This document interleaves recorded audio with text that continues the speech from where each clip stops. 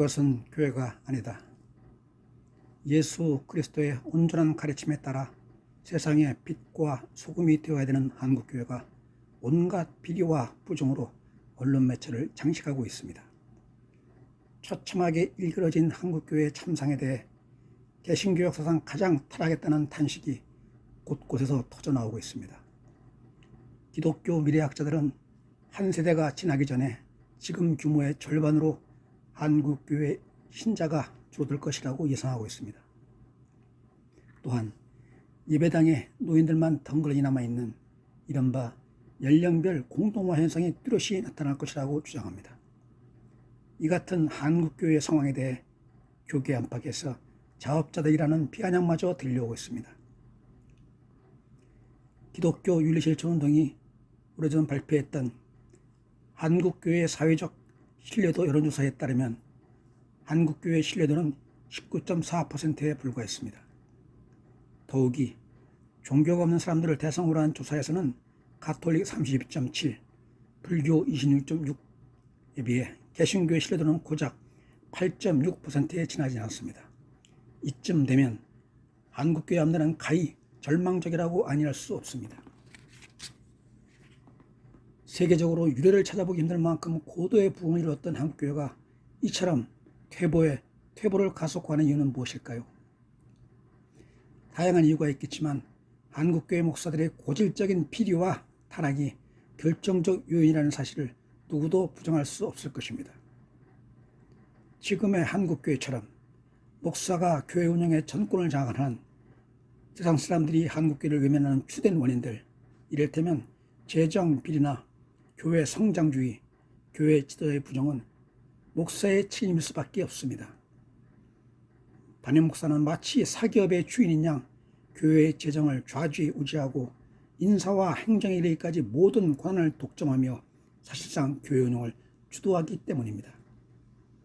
따라서 한국교회가 세상의 신뢰를 잃게 된 요인은 1차적으로 목사들의 책임이라는 날선 비판을 인정하지 않을 수 없습니다. 그런데 이런 문제들이 소수의 비리 목사들에 한정된 것이라면서 볼멘술이라는 목회자가 적지 않습니다. 하지만 문제를 일으킨 이들이 한국교회의 대표성을 지닌 주류 목사들이라는 점을 결코 간과해서는 안 될 것입니다. 한국 목회자협의회에서 목회자를 상대로 한국교회에서 가장 닮고 싶은 목사가 누구인가 라는 내용의 설문조사를 한 적이 있었습니다. 압도적 1위가 조영기 목사였고 김사만, 김홍도, 오재현 목사가 뒤를 이었습니다. 이렇게 부정과 불의로 사회적 지탄을 받은 바 있는 그들이 한국 목사들의 로망이며 우상이라니 결코 인정하고 싶지 않은 우리의 현실입니다. 그들의 부정은 한국교회 목사들, 나아가 한국교회 전반적인 타락을 상징한다고 할 수 있을 것입니다. 단일 규모로 세계에서 가장 크다는 여의도 순복음교회는 명성에 걸맞게 교회 재벌의 면모를 과시하고 있습니다. 그리고 조영기 목사의 가족들이 순복음 재단의 여러 산하단체에서 대표를 맡고 있습니다. 대학과 언론사를 비롯해 종교와 무관한 사기업에 이르기까지 순복음 재단은 천문학적인 자금을 이용해 재벌 기업에서 흔히 볼 수 있는 문어발식 확장을 고스란히 따르고 있습니다. 세계 최대 감리교를 이끌었던 김홍도 목사는 어떻습니까?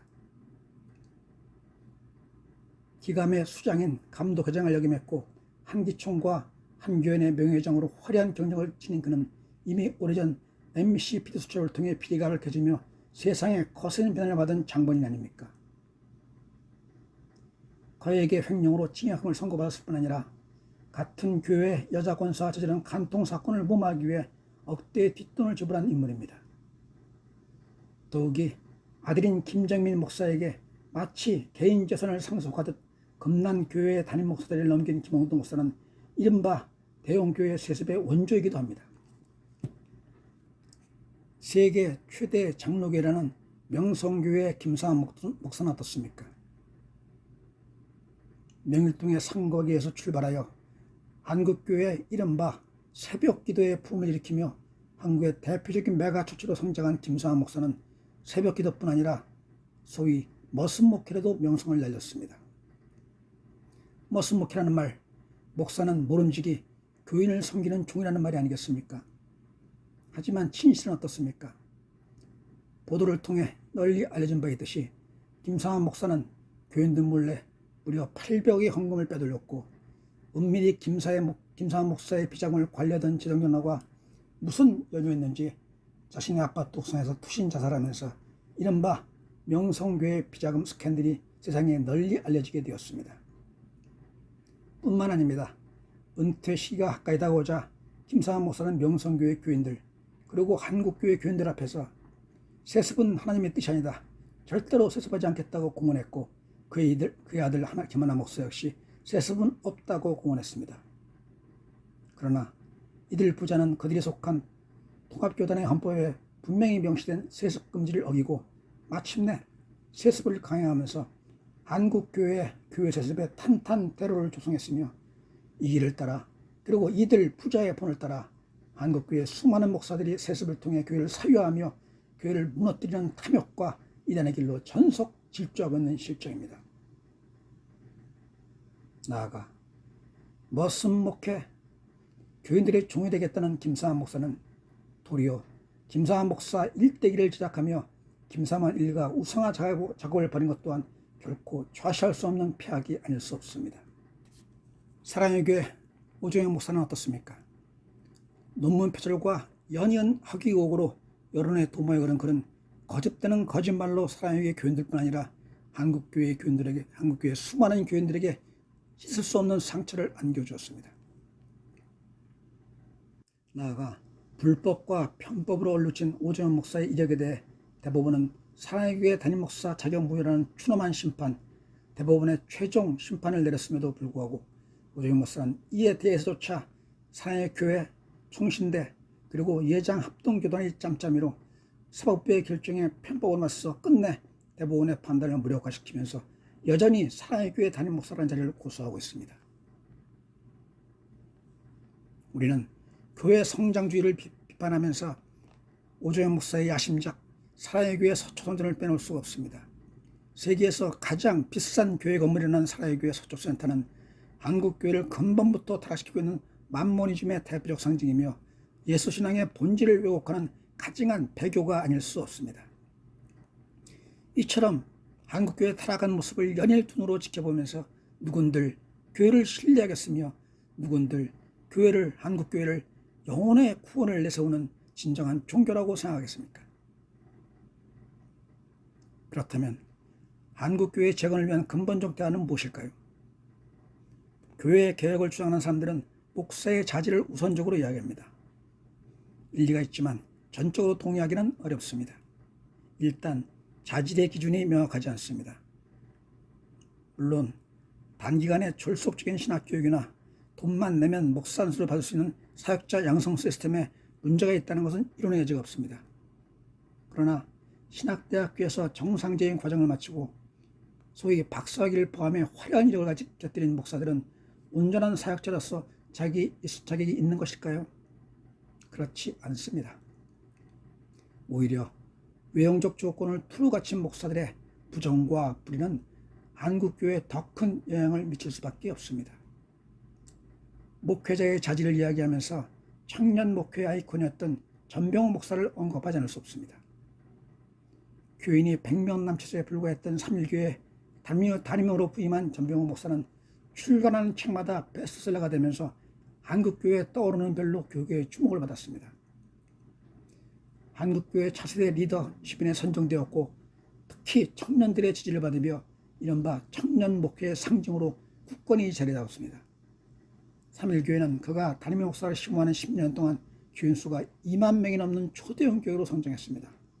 이쯤 되면 한국교회의 신화적인 존재 아닙니까?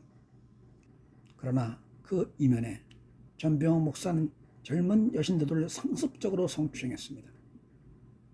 전병호 목사의 성범죄를 폭로한 영화 숨바꼭질에 따르면 전병호 목사는 목사실로 여신들을 불러 심지어 구강 성교를 요구하는가 하면 은밀한 신체 접촉은 다반사였습니다. 결국 10여 년에 걸쳐 수십 명에 이르는 상습적 성추행이 보도되면서 전병훈 목사는 부득불 3.1교회를 떠나게 되었습니다. 하지만 전별금으로 받은 13억으로 인근에 다시 홍대 새교회를 개척해 지금도 소위 청년 목회에 열중하고 있습니다. 개신교 목사들의 타락은 흔히 말하고 생각하는 것처럼 일부 목사들의 인성이나 자질 부족에서 비롯되는 지엽적 현상이 아닙니다. 한국교회를 떠들썩하게 만들었던 전병훈 목사의 성추행은 단지 그의 성품이 타락하고 목사로서의 자질이 부족했기 때문일까요? 교인들에게 수천억의 건축원금을 거둬들여 만몬의 성전을 헌정한 오정현 목사의 행동이 단순히 자질 문제라고 생각하십니까? 물론 그들의 부정이 교회를 타락시키고 한국교회 성장에 악영향을 끼쳤다는 주장은 분명히 일리가 있습니다. 하지만 보다 본질적인 관점에서 원인을 찾아야 합니다. 다시 말해 한국교회를 유례없는 타락으로 이끈 요인은 단순히 목사들의 저급한 자질 때문이 아니라 신앙의 근본인 말씀에 관한 본질적 문제라고 할 수 있습니다. 일부에서는 특히 신학자들을 중심으로 목사들의 비리와 한국교회가 끝없이 타락하는 원인을 신학적 빈곤이나 신학의 부재에서 찾고 있습니다. 하지만 나는 그런 주장에 동의하지 않습니다. 2000년의 기독교 역사를 돌이켜보건대 한순간도 신학이 소홀한 시대는 없었습니다. 오히려 말씀을 전하는 도구 역할에서 벗어나 말씀을 지배하려는 신학의 과잉이 심각한 문제를 야기했다고 생각합니다. 전병훈 목사와 오정현 목사가 신학적 지식이 부족해서 하나님의 뜻을 거역하며 끝내 비리와 타락의 속에 빠졌습니까? 그들은 신학적 맹인이 아니라 성경적 맹인, 영적 맹인입니다. 그들이 말씀을 온전히 깨달았다면 허튼 회개로 세상에서 조롱당하고 주께서 질타하신 외형주의에 사로잡혀 예배당 건축에 그토록 혈안이 되었을까요? 요컨대 한국교회의 타락은 신학적 빈곤이나 부재가 아니라 종교와 신학에 반드시 앞서야 되는 말씀의 부재와 왜곡에 따른 해석과 적용의 중대한 오류에서 우리는 원인을 찾아볼 수 있습니다. 상습적 성추행이 드러난 뒤 3.1교회와 하나님 앞에서 죄를 저질렀다고 고백한 전병훈 목사는 3.1교회 인근에 홍대 새교회를 개척하며 유명한 회개론을 펼쳤습니다. 털어서 먼지 안 나는 사람 어디 있습니까? 회개는 하나님 앞에서 하는 것이지 사람들 앞에서 한답니까? 그의 주장이 어떤 신학적 근거가 있는지 모르겠지만 성경적 관점에서는 구차한 변명이며 결코 진정한 회개라고 할 수 없습니다. 그리스도인의 회개는 하나님 앞에서 말이나 생각으로 하선하는 것이 아닙니다. 반드시 교인들 앞에서 공적으로 죄를 고백하고 교인들에게 죄를 용서받는 것이 회개의 성경적 기준입니다. 소위 비리 목사들의 치명적 문제는 죄에서 돌이켜 온전히 회개하지 않는 것이며 이는 신학의 빈곤이 아니라 영적 무지에 따른 말씀의 부재이자 왜곡의 기인한다고 할 수 있습니다. 불법과 특혜 시비로 온갖 비난을 감수하며 마침내 3천억이라는 천문학적 비용을 들여 세계에서 가장 비싼 교회 건물 사랑의 교회 서초센터를 지은 오정현 목사는 입당식에서 들뜬 목소리로 모두 하나님이 하셨습니다 라고 외쳤습니다. 결국 하나님이 성전을 건축하셨다는 말인데 그의 주장에 과연 성경적 근거가 있을까요? 예수는 예루살렘의 성전의 위용에 감탄하는 제자들에게 돌 하나도 돌 위에 남지 아니라고 선언했습니다. 새로운 신약시대 예수 시대의 성전은 무너지는 돌들에 지나지 않으며 예수 그리스도 시대는 성전의 제사가 아니라 영과 진리로 예배드리는 복음의 시대라고 분명히 말씀하신 것입니다. 그렇다면 오정현 목사가 생각하는 예수는 하나님을 믿지 않는 불신자 이스라엘은 말입니까? 지금까지 목사의 부정과 그에 따른 책임을 강조해서 이야기했습니다. 하지만 한국교회 타락에는 목사들의 일방적 책임만 있지 않습니다. 교인들의 책임 또한 크고 무겁습니다. 맹신도가 없다면 교인들의 맹신에 기생하는 비리 목사도 없을 것이기 때문입니다. 결국 타락의 책임은 말씀을 올곧게 깨닫지 못한 교인들의 영적 무지와 불순종에서도 찾아볼 수 있습니다. 소경이 소경을 인도하면 둘 다 구덩이에 빠진다는 예수 그리스도의 말씀 가슴에 깊이 새겨야 합니다. 한국교회가 부패 굴레에서 벗어나는 길은 그리스도 신앙의 근원, 다시 말해 말씀으로 오롯이 돌아가는 것입니다. 한국교회의 고질적 병폐는 말씀의 부재와 왜곡이 근본적인 원인입니다. 살아있는 진리의 말씀이 사라진 교회에 인간의 탐욕에 따른 부정과 불의는 어쩌면 당연한 규결인지도 모릅니다.